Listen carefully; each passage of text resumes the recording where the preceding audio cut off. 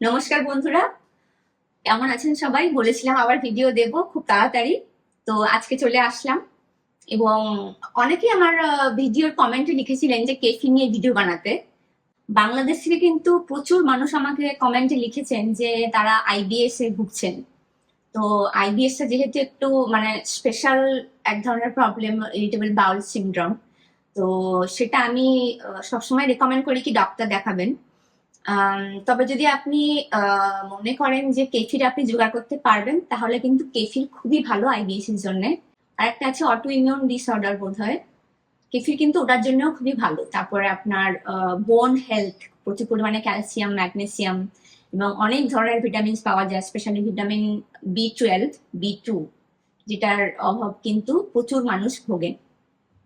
যারা ডিপ্রেশনে ভোগেন বা অ্যাংজাইটির প্রবলেম আছে, প্যানিক অ্যাটাক আসে, তারা কিন্তু নিয়মিত খেলে অনেক উপকার পাবেন। কারণ আমাদের বলা হয় যে আমাদের 80% ব্রেন হেলথ আমাদের গাটে থাকে, মানে অন্ত্রে।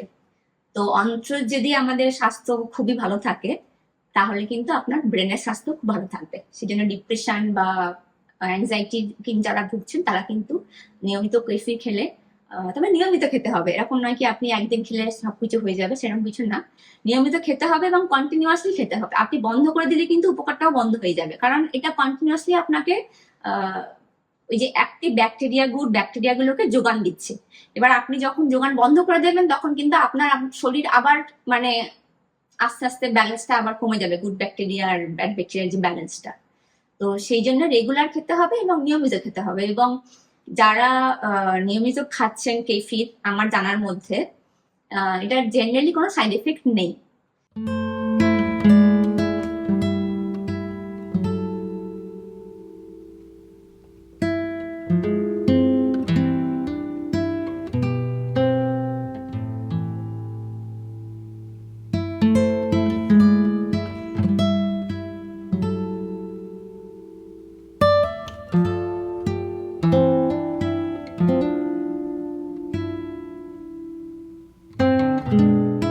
তাও আমি ডিটেলসে আমার ডেসক্রিপশনে লিখে দেবো উপকার আর সাইড এফেক্ট যদি কিছু থাকে, আর কারা কারা খেতে পারবেন না।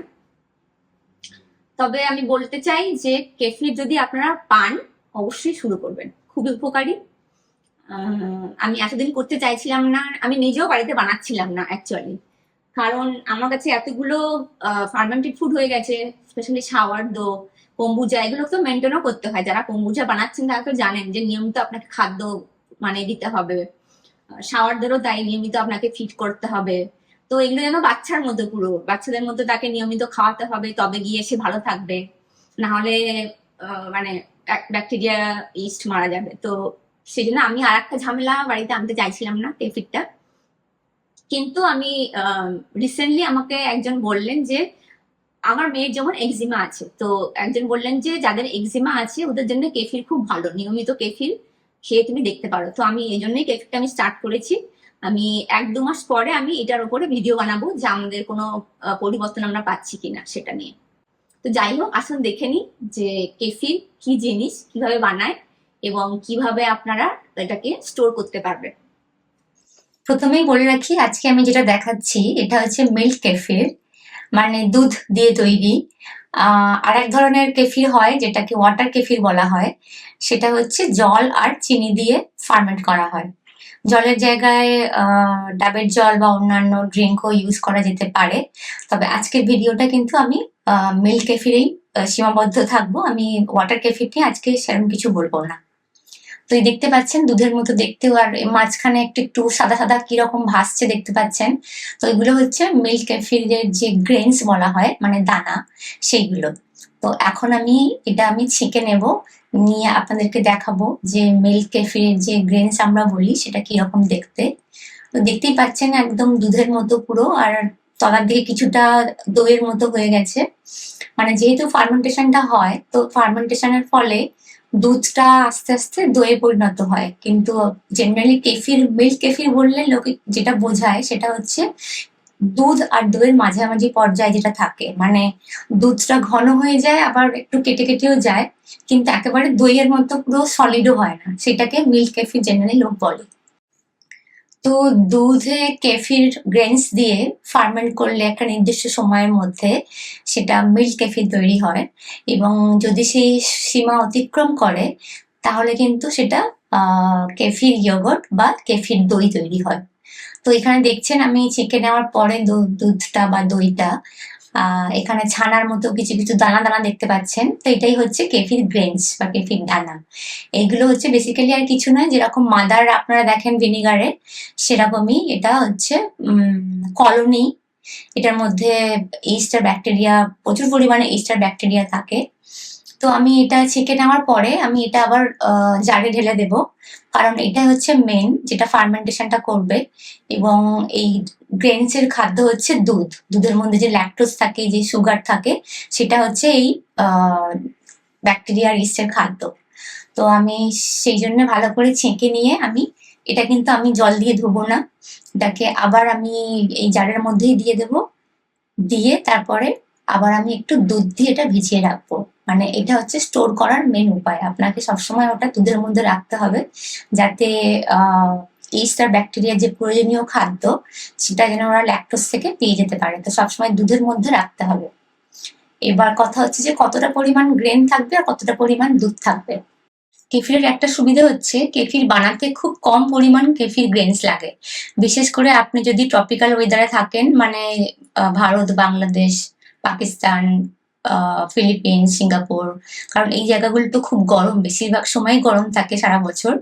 তো তার ফলে কি হয়, ফার্মেন্টেশন খুব দ্রুত হয়, এবং সেই জন্যে খুব অল্প কেফিরে দানা থাকলেই কিন্তু ফার্মেন্টেশন খুব ভালোভাবে করা যায়। তো আজকে আমি যেটা ইউজ করছি সেটা হচ্ছে ফ্রেশ মিল্ক, কিন্তু পাস্তুরাইজড, মানে একেবারে পিওর গরুর দুধ নয়, যেটা মানে কলকাতায় বা গ্রামের দিকে একটু পাওয়া যায়।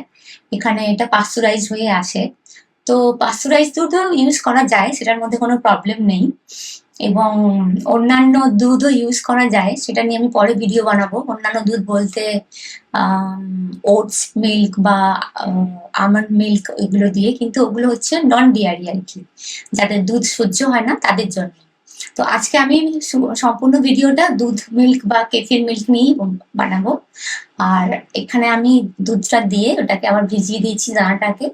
মোটামুটি আমি 100 ml মতো দুধ দিয়েছি, আর আমার কাছে দানা আছে প্রায় 10 গ্রাম মতো। তো এই মুহূর্তে কি হয়েছে, আমি কেফিরটাকে একটু অ্যাক্টিভ করার চেষ্টা করছি। এই মুহূর্তে আমার কিন্তু ফার্মেন্টেশনটা মেন লক্ষণ নয়, কারণ আমি যে দানাটা পেয়েছি সেই দানাটা অ্যাকচুয়ালি ডিপ ফ্রিজে ফ্রোজেন করা ছিল। তো ফ্রোজেন করা দানা থেকে আমাকে এটাকে একটু অ্যাক্টিভ করতে বারবার, মানে 8-10 ঘন্টা পরে পরে আমি দুধটা চেঞ্জ করছি, আর নতুন করে আবার দুধ দিচ্ছি, এবং তার ফলে ফার্মেন্টেশনটা ভালো হচ্ছে। আর যে দানাটা ইনঅ্যাক্টিভ হয়েছিল ডিপ ফ্রিজে, সেটা আস্তে আস্তে অ্যাক্টিভ হচ্ছে। তো এই মুহূর্তে আমি এক গাদা দুধ দিয়ে ওটাকে মানে তাহলে ও ইস্ট আর ব্যাকটেরিয়া দুর্বল হয়ে যাবে। এত দুধ, এত মিল্ক, ল্যাকটোজ, এত সুগার ওরা একসাথে কনজিউম করতে পারবে না। তো সেই জন্য আমি অল্প অল্প করে দুধ দিচ্ছি, আর একটু বেশি সময় রাখলে দেখছি এটা দইয়ে পরিণত হচ্ছে। সিঙ্গাপুরে এখন ওয়েদার মোটামুটি 38 ডিগ্রি থেকে 39 ডিগ্রি টেম্পারেচার, মানে ভালোই গরম। তো তার ফলে কি হচ্ছে, মোটামুটি 9 থেকে 10 ঘন্টার মধ্যে পুরো দই হয়ে যাচ্ছে। আর যদি আমাকে দুধ অবস্থা থাকতে উঠিয়ে নিতে হয়, তাহলে 4 থেকে 5 ঘন্টা পরে আমাকে উঠিয়ে নিতে হচ্ছে, মানে যদি আমি দুধ রাখতে চাই। তো জেনারেলি বলা হয় যে যারা মানে ফার্মেন্টেশন হয়ে গেলে তো বেশি টক হয়ে যায়, যারা বেশি টক ভালোবাসেন না, যারা আপনি দুধের স্বাদটা পেতে চান, তাদের জন্য অল্প ফার্মেন্টেশন ঠিক আছে। দুধের মধ্যে থাকতে থাকতেই, মানে একটু একটু দই হওয়ার আগেই ওটাকে ছেঁকে নিলে ওটা মিল্ক কেফির হয়ে যাবে। কিন্তু আপনি যদি মনে করেন যে আমি বেশি পরিমাণ ব্যাকটেরিয়া, বেশি পরিমাণ ইস্ট চাই, বেশি উপকার যেটাকে বলা হয়, বেশি পরিমাণ প্রোবায়োটিক, তাহলে কিন্তু দইটাই কিন্তু সব থেকে বেস্ট। মানে দই বানিয়ে সেই দইটা খাওয়া কিন্তু সব থেকে ভালো। তো কালকে আমি কেফির ফ্রোজেন দানাটা নিয়ে এসেছিলাম, তারপর দুধ দিয়ে রেখেছিলাম। দই হওয়ার আগে আমি সেটাকে ছেঁকে নিয়েছি, তারপর আবার 100 ml দুধ দিয়েছি, দিয়ে আজকে একটু বেশিক্ষণ ওয়েট করেছি, তো দেখছি এটা দইয়ের মতো হয়ে গেছে। তো এটাকে আবার ছেঁকে নেব। এটা কিন্তু সবসময় মনে করে আপনাকে ছেঁকে নিতে হবে, কারণ ভুলে গেলে কিন্তু ওই গ্রেনস গুলো আপনার পেটে চলে যাবে, সেটা নিয়ে কোনো প্রবলেম নেই। কিন্তু মেন হচ্ছে কি, আপনার আর গ্রেনস থাকবে না আপনার কাছে, মানে তারপরে নেক্সট কেফি বানাতে গেলে মুশকিল হবে। তো সেই জন্য মনে করে সবসময় এটাকে ছাঁকতে হবে। ছেঁকে নেওয়ার পরে দেখতে পাচ্ছেন পনিরের দানার মতো এই কেফিরের দানা, এগুলো চিজের মতো দেখতে খানিকটা। তো এটা আমি কি করব, এবার আবার জারের মধ্যে দিয়ে দেব। আপনি চাইলে জারটাকে আবার ধুতে পারেন, পরিষ্কার করে ধুয়ে আপনি গরম জলে তারপরে ওটাকে ঠান্ডা করে ইউজ করতে পারেন। আমি যখন ফার্স্ট টাইম শুরু করেছিলাম তখন আমি জারটাকে খুব ভালো করে সাবান দিয়ে ধুয়ে লেবু দিয়ে পরিষ্কার করে গরম জলে ধুয়ে নিয়েছিলাম। আচ্ছা, 2-3 বার ফার্মেন্টেশন করার পর এখন প্রথম কাজ আমি যেটা করব সেটা হলো কিছুটা গ্রেনস আমি উঠিয়ে ডিপ ফ্রিজে রেখে দেবো। ডিপ ফ্রিজে মানে বরফের মধ্যে রেখে দেব। আমি আজকে তারিখটা লিখে রাখছি। যদি বরফের মধ্যে আমরা গ্রেনস রেখে দিই, কিছুটা পরিমাণ দুধ দিয়ে আর কি, তাহলে কিন্তু এটা প্রায় 8 থেকে 9 মাস পর্যন্ত মানে কোনো অসুবিধা হয় না। 8 থেকে 9 মাস পরে ওটাকে আবার ডিপ ফ্রিজ থেকে বের করে ডিফ্রস্ট করে আবার ওটাকে অ্যাক্টিভ করা যেতে পারে। মানে অ্যাক্টিভ করা মানে তখন 3-4 বার আপনাকে এরকম আগে ফার্মেন্টেশন করতে হবে, অল্প অল্প দুধ দিয়ে, অল্প অল্প দুধ দিয়ে। তারপরে যখন দেখবেন যে খুব তাড়াতাড়ি ফার্মেন্টেশন হচ্ছে, দুধের টেস্টটা বদলে যাচ্ছে, টক হয়ে যাচ্ছে, তখন বুঝতে হবে যে গ্রেনস গুলো অ্যাক্টিভ হয়ে গেছে। তো আমি একটা কাঁচের ছোট্ট গ্লাস নিয়েছি, এখানে আমি কিছুটা পরিমাণ দানা সরিয়ে রাখছি। যদি বাই চান্স আমার এই কেফিরের দানাগুলো নষ্ট হয়ে যায়, তাহলে যাতে অ্যাটলিস্ট আমার কাছে একটা ব্যাকআপ থাকে। তো এই জন্য আমি এটাকে ডিপ ফ্রিজে রেখে দেবো আজকে ডেটটা লিখে। এই কেফিরের দানা বাঁচিয়ে রাখার একমাত্র উপায় হচ্ছে একে সবসময় দুধের মধ্যে রাখতে হবে, যাতে ইস্ট আর ব্যাকটেরিয়ার খাদ্য যেটা ল্যাকটোজ এখানে, সেটা যেন সবসময় আমাদের বর্তমান থাকে। তো এতটা পরিমাণ মিনিমাম আপনাকে দুধ দিতে হবে যার মধ্যে পুরো দানাটা যেন ডুবে থাকে, মানে এর থেকে কম দিলে হবে না। তো আমি এখন মোটামুটি এরকম ভাবে একটা রাবার ব্যান্ড জড়িয়ে ডিপ ফ্রিজের মধ্যে রেখে দেব। আচ্ছা, এবার আমি শুরু করব মেন ফার্মেন্টেশন, মানে যেটা আমরা ঘরে খাওয়ার জন্য তৈরি করব। তো আমি একটা ওয়েট মেশিন নিয়েছি আপনাদের দেখানোর জন্য যে কতটা পরিমাণ আমি দুধ আর কতটা পরিমাণ গ্রেনস আমি দিচ্ছি। তো এই জারটার ওয়েট 400 গ্রাম মতো। তো আমি আবার ওটাকে প্রেস করব, 0 হয়ে যাবে। তাহলে এবার আমি যে পরিমাণ গ্রেনস বা দুধ দেবো শুধু সেইটার ওজন দেখাবে এখানে। তো জারটাকে আমি আবার পরিষ্কার করে নিয়েছি ভালো করে গরম জল দিয়ে, সাবান দিয়ে, এবং এখন আমি দিচ্ছি এখানে গ্রেন। তো দেখতেই পাচ্ছেন এখানে 8 গ্রাম মতো আমি গ্রেনস দিয়েছি, এবং এই 8 গ্রাম গ্রেনে আমি এবারে দেব দুধ। আচ্ছা, এখানে একটা খুব গুরুত্বপূর্ণ কথা আমি বলবো, মন দিয়ে শুনবেন। কি ধরনের দুধ উপযুক্ত কেফিরের জন্য?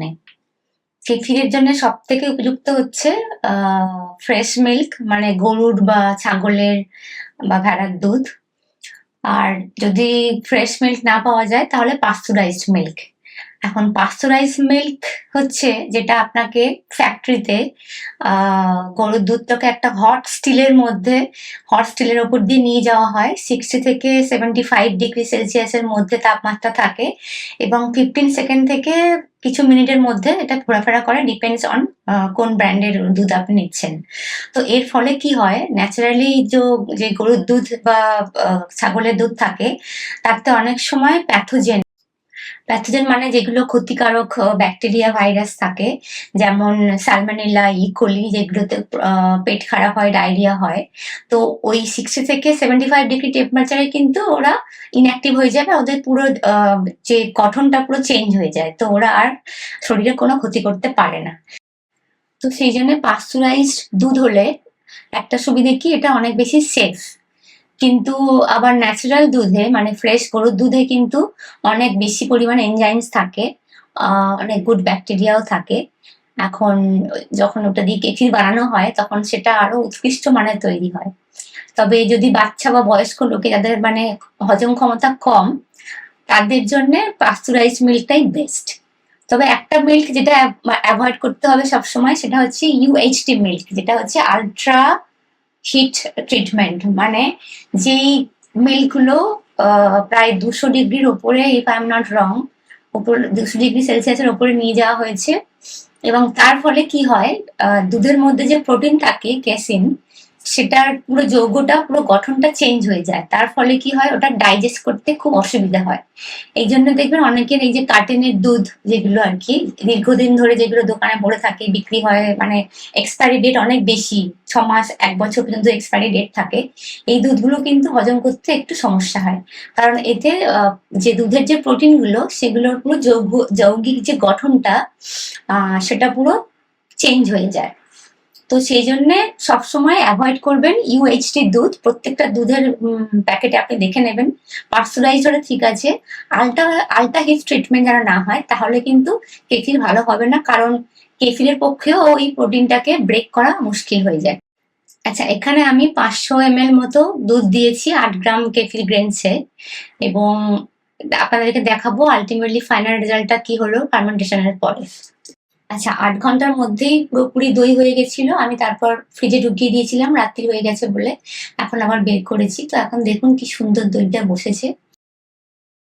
এবার যদি আমি বলি কেফির আর যে প্রোবায়োটিক ট্যাবলেট আপনারা খান তার মধ্যে পার্থক্যটা কি। নর্মালি একটা প্রোবায়োটিক ট্যাবলেটে 1 থেকে 10 বিলিয়ন সিএফইউ থাকে। সিএফইউটা হচ্ছে ইউনিট যেটা দিয়ে এটা মানে মাপা হয়। আর 1 টেবিল চামচ কেফিরে প্রায় 500 বিলিয়ন সিএফইউ থাকে, অর্থাৎ 1 কাপ কেফি নিলে সেখানে প্রায় 2.4 ট্রিলিয়ন মানে মাইক্রোবস পাওয়া যেতে পারে, এটা বলা হয়। যদিও এগুলো সম্পূর্ণ ডিপেন্ড করে কোন ওয়েদারে কোন দেশে আপনি বানাচ্ছেন, কিন্তু মানে প্রোবায়োটিকের পরিমাণটা ট্যাবলেটের থেকে কেফিরে প্রায় 10 গুণ থাকে। দইটা দেখে মনে হচ্ছে চামচে করে তুলে খাই, কিন্তু খেতে পারবো না, কারণ এর মধ্যে গ্রেনস রয়েছে। মানে গ্রেনস তো খাওয়া যেতেই পারে, কিন্তু আমার তো গ্রেনসের দরকার, তো আমি এখন এটাকে ছেঁকে নেব।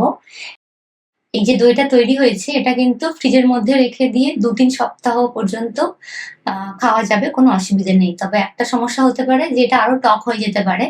যারা টক দই একদমই ভালোবাসেন না তাদের জন্য হয়তো উপযুক্ত হবে না, সদ্য আপনারা বানিয়ে খেয়ে নেবেন।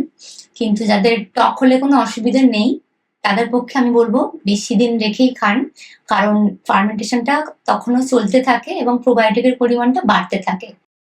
কেফির নিয়ে অনেক রিসার্চ আছে, তো মেনলি বলা হয় যে কেফির যদি খালি পেটে খাওয়া যায় তাহলে সব থেকে মানে ভালো রেজাল্টটা পাওয়া যায়। তবে যাদের খালি পেটে দই খেতে অসুবিধে হয় তারা যে কোনো সময় খেতে পারেন, যে কোনো সময় খেলেও উপকার পাওয়া যাবে। তবে খালি পেটে খেলে হয়তো একটু বেশি উপকার পাওয়া যেতে পারে। কেফিরের সব থেকে মজার জিনিসটা হলো যে যতবার আপনি ফার্মেন্ট করবেন ততবার আপনার এই যে কেফিরের গ্রেনস গুলো বাড়তে থাকবে। মানে যেরকম অ্যাকোয়ারিয়ামে 3-4টে মাছ রেখে দিলে আস্তে আস্তে অনেক বাচ্চা মাছ চলে আসে, মাছের পরিমাণ বেড়ে যায়, ঠিক সেরকমই এখানেও কিন্তু কেফিরের গ্রেনস গুলো বাড়তে থাকে। তখন আপনি মানে চাইলে অন্য কাউকে আপনি ডিস্ট্রিবিউট করতে পারবেন। মানে কিছুদিন নিয়মিত কেফির বানানোর পর আপনার কাছে এত কেফিরের দানা হয়ে যাবে, গ্রেনস হয়ে যাবে, যে আপনি চাইলেই মানে অনেকের সাথে সেটা শেয়ার করতে পারবেন। সাধারণত বলা হয় যে আহ, দইয়ে 6 থেকে 7 রকমের ব্যাকটেরিয়া থাকে, প্রজাতি। আর কেফিরে থাকে 66 থেকে 77 মতো, মানে এর মধ্যে রেঞ্জটা ঘোরাফেরা করে। এবং এর মধ্যে কয়েকটা ব্যাকটেরিয়া আছে যেগুলো অত্যন্ত উপকারী, খালি কেফিরেই পাওয়া যায়, এগুলো অন্য কোনো ফার্মেন্টেড ফুডে পাওয়া যায় না। যখন আমি কম্বুজার ভিডিও দিয়েছিলাম অনেকেই আমাকে বলেছিলেন যে কেন কম্বুজা আমরা বানাতে পারবো না বাড়িতে। কারণ যদি আমরা ভিনিগার বানাতে পারি, ভিনিগারের মাদার যদি আমরা বানাতে পারি ন্যাচারালি, তাহলে কম্বুচা কেন বানাতে পারবো না। তো কেন বানাতে পারবো না এটা যদি আমাকে ব্যাখ্যা করতে হয় তাহলে বলতে হবে যে একটু সায়েন্সের দিকে যেতে হবে, বায়োলজির দিকে। আমাদের গাট, আমাদের পেটের মধ্যে, আমাদের গাট মানে আমাদের পেটের মধ্যে হাজারো হাজারো কোটি কোটি ব্যাকটেরিয়া, মাইক্রোবস যেটাকে বলা হয় আছে, এবং তারা আমাদেরকে ইভেন রোগ প্রতিরোধে সাহায্য করে। গুড ব্যাকটেরিয়া যেটা বলা হয়, ব্যাড ব্যাকটেরিয়াও আছে। যখন ব্যাড ব্যাকটেরিয়ার পরিমাণ বেড়ে যায় তখন আমরা অসুস্থ হয়ে যাই, আর যখন গুড ব্যাকটেরিয়ার পরিমাণটা ব্যালেন্স থাকে বা বেশি থাকে তখন আমরা সবসময় মোটামুটি সুস্থ থাকি। তো এটা একটা মানে আমি সারাংশ বলছি আর কি।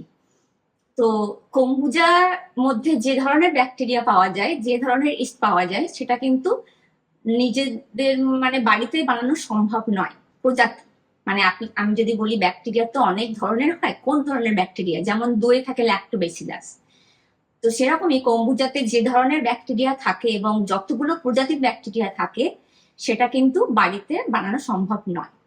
এবং এটা অনেক দিন, অনেক বছর ধরে চলে আসছে, হাজার হাজার বছর ধরে এটা বানাচ্ছিল। তো প্রথম এটা মনে করা হয় যে প্রথমে কোনো একটা হয়তো একদম আদর্শ পরিবেশ তৈরি হয়েছিল, আদর্শ তাপমাত্রা তৈরি হয়েছিল যখন এই কলোনিটা তৈরি হয়েছিল কম্বুজার।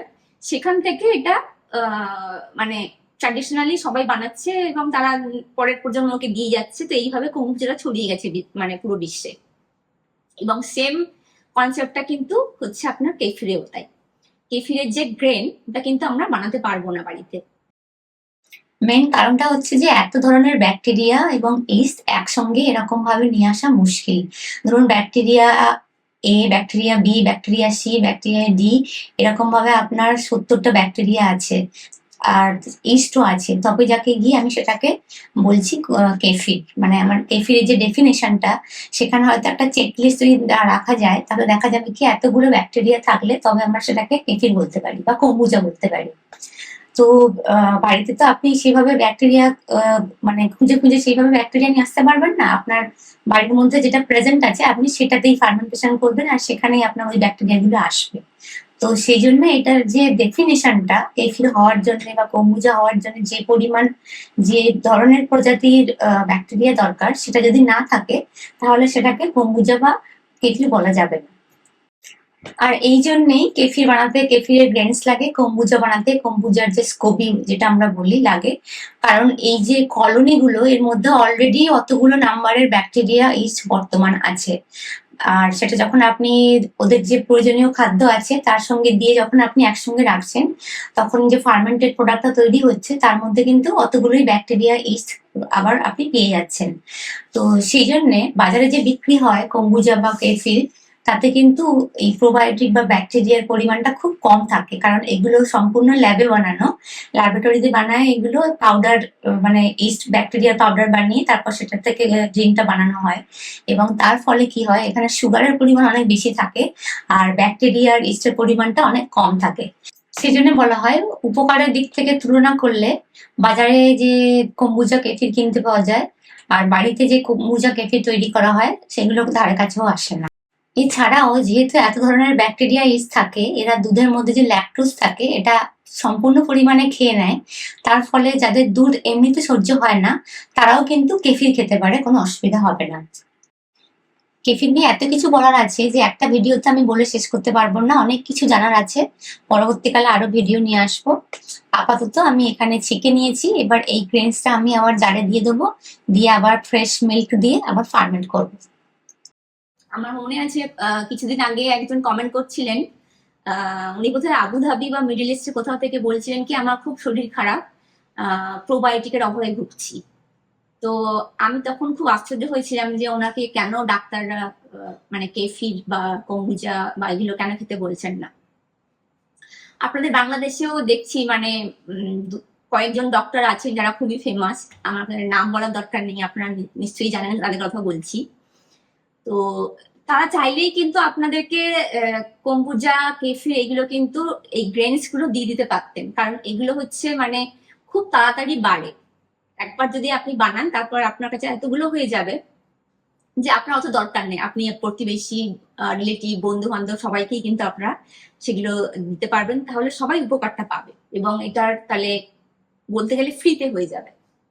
কিন্তু এখন দেখছি যে ডাক্তারবাবুরা প্রথমে একরকম ভালো সমাজসেবা একটা মানে ইয়ে নিয়ে আসেন, ইমপ্রেশন নিয়ে আসেন যে আমরা মানুষের ভালো করতে এসেছি, আমাদের দ্বারা মানুষের ভালো হচ্ছে, কিন্তু তারপর আলটিমেটলি দেখা যায় তারা একেবারে পুরোপুরি বিজনেসম্যান। মানে তারা যে প্রোডাক্ট গুলো রিকমেন্ড করছেন সেগুলো তারাই আবার বিক্রি করছেন, তাদের মানে হাজার রকমের প্রোডাক্ট তারা বিক্রি করছেন, তারাই আবার খাওয়ার রেস্টুরেন্টও খুলছেন, আবার সেখানে দেখছি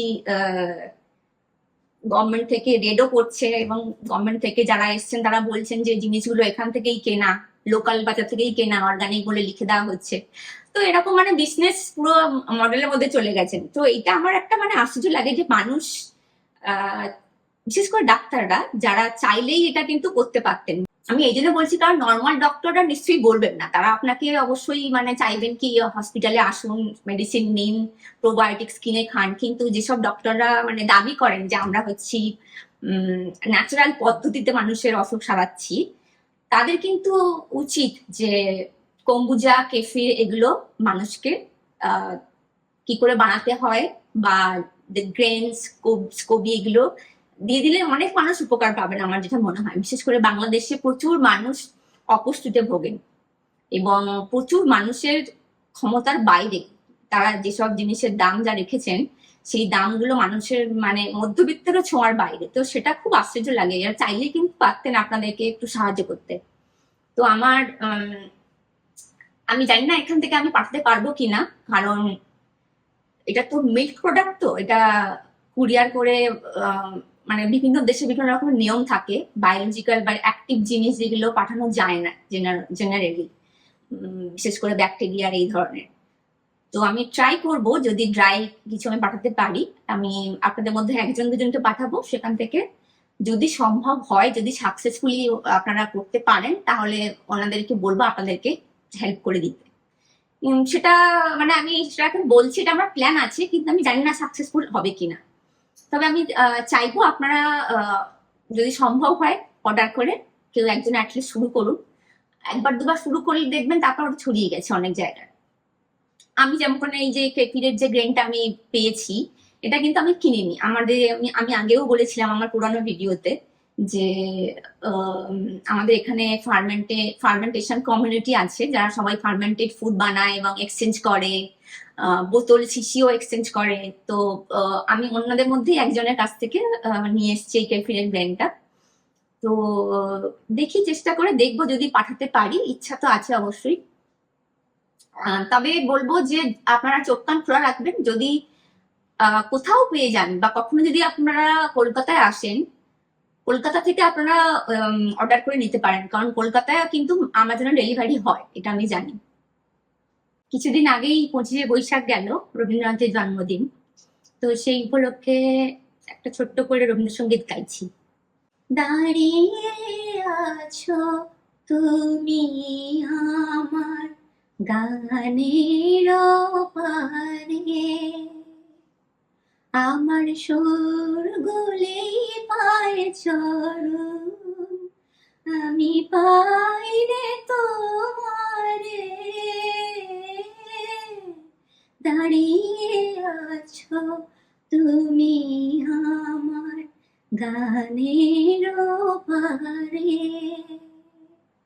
বাতাস বহে মরি মরি আর বেঁধে রেখো না তোরি, এসো এসো পার হয়ে মোর হৃদয় মাঝা রে, দাঁড়িয়ে আছো তুমি আমার গানের পারে। নমস্কার, সবাই ভালো থাকবেন, আবার দেখা হবে।